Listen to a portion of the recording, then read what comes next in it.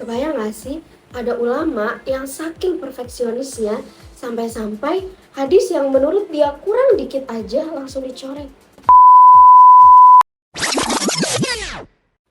Assalamualaikum warahmatullahi wabarakatuh. Perkenalkan, saya Siti Maulida Tunuria, NIM 23212260 dari Prodi Ilmu Al-Quran dan Tafsir IIKI Jakarta.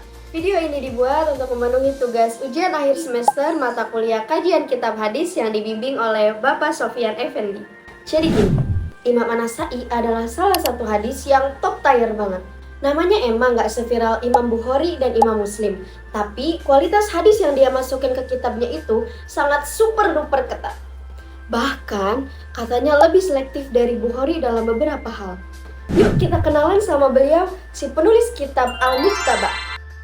Nama lengkap Imam An-Nasa'i adalah Ahmad bin Syu'aib bin Ali bin Sinan bin Bahar bin Dinar dan diberi gelar dengan Abu Abd ar-Rahman An-Nasa'i. Beliau lahir pada tahun 215 Hijriah di kota Nasa, yaitu wilayah Khurasan yang sekarang termasuk Turkmenistan. Beliau juga dikenal dengan kegantengannya, kulit putih yang kemerah-merahannya, dan orang yang super duper rajin ibadah. Beliau terkenal bukan cuma karena hafalannya aja yang kuat, tapi juga karena hidupnya yang super duper disiplin. Dari mulai ibadahnya, puasanya, sampai kepada jihadnya. Gak main-main loh, beliau juga melaksanakan ibadah haji tiap tahun dan ikut perang bareng umat Islam di Mesir. Di bidang ilmu, beliau belajar ke puluhan ulama besar. Di antaranya ada Ishaq bin Rahawai, Huwaid bin Mas'adah, dan Suwaid bin Nasr. Muridnya juga banyak banget loh. Salah satunya adalah Abu Ja'far al-Tahawi. Dan kalian tahu apa yang paling bikin kagum dari beliau?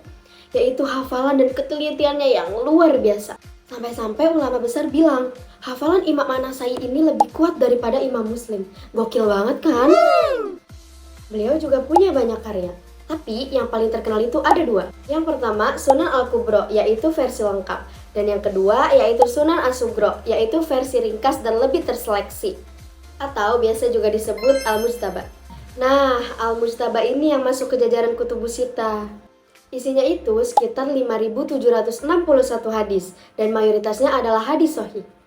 Itulah kenapa para ulama itu bilang, kitab yang paling sedikit lemahnya setelah Sahih Bukhari dan Muslim.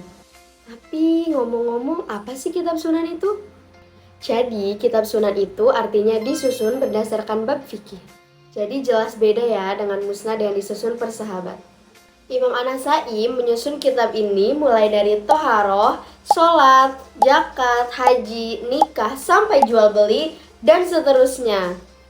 Ada 50 kitab utama di dalamnya, contohnya. Yang pertama ada kitab at-toharoh, kemudian kitab as-sholah, kitab al-jihad, kitab an-nikah, kitab al-buyu, kitab al-jinah, dan masih banyak lagi. Dan ternyata yang menarik dari Imam An-Nasa'i adalah beliau tidak memasukkan hadis dari para sahabat atau mauquf, kecuali sangat sedikit. Fokus beliau cuma pada hadis marfu yang langsung dari Nabi Muhammad. Bahkan beliau itu suka ngulang hadis sampai 16 kali loh di bab berbeda. Sampai hadis niat aja diulang terus, kayak orang yang lagi niat diet tapi tiap minggu reset. Oke, sekarang kita lanjut ke metodenya. Metodenya itu teliti banget.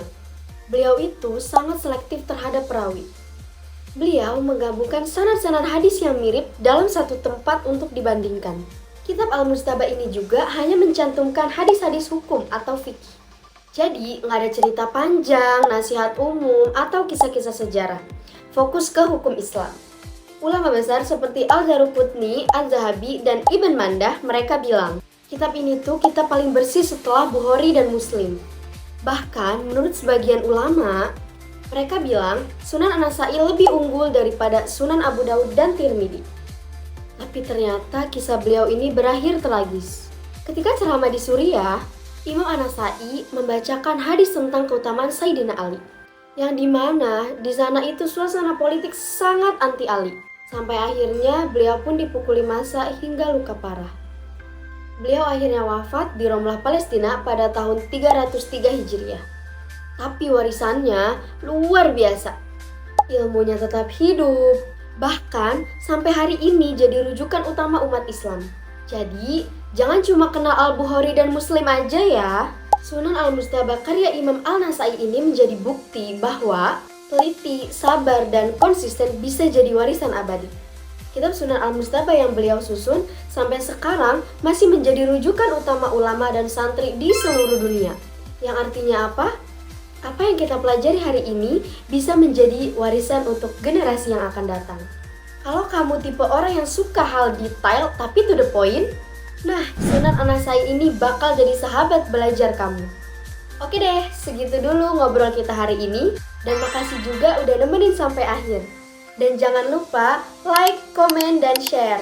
See you. Wassalamualaikum warahmatullahi wabarakatuh.